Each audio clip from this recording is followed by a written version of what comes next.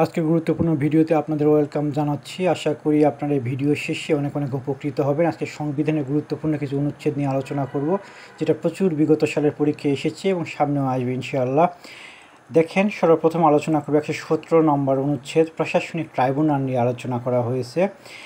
118 নম্বর অনুচ্ছেদে নির্বাচন কমিশন, 117 নম্বর প্রশাসনিক ট্রাইব্যুনাল, 118 নম্বর নির্বাচন কমিশন যে গঠন করা হয় সেইটা নিয়ে আলোচনা করা হয়েছে।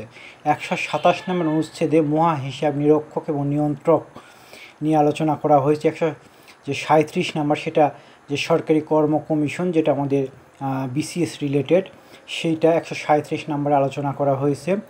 এরপর খুব গুরুত্বপূর্ণ একটা অনুচ্ছেদ হচ্ছে 141 ক, দেশের জরুরি অবস্থা ঘোষণা। দেশের বিভিন্ন যে খারাপ সময়গুলোতে জরুরি অবস্থা ঘোষণা করা যেতে পারে এই অনুচ্ছেদের আলোকে। এরপর 142 সংবিধান সংশোধনের ক্ষমতা। তো এই অনুচ্ছেদের আলোকে সংবিধান হচ্ছে কেউ যদি সংশোধন করতে চায়, মানে সংসদ, জাতীয় সংসদ, তাহলে সেটা করা যেতে পারে।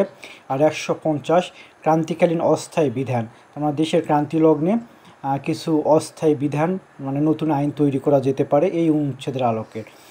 আশা করি এই কয়টা অনুচ্ছেদ আপনাদের অনেক উপকারে লাগবে। নেক্সট কোনো অনুচ্ছেদ নিয়ে আলোচনা করব, সে পর্যন্ত ভালো থাকবেন।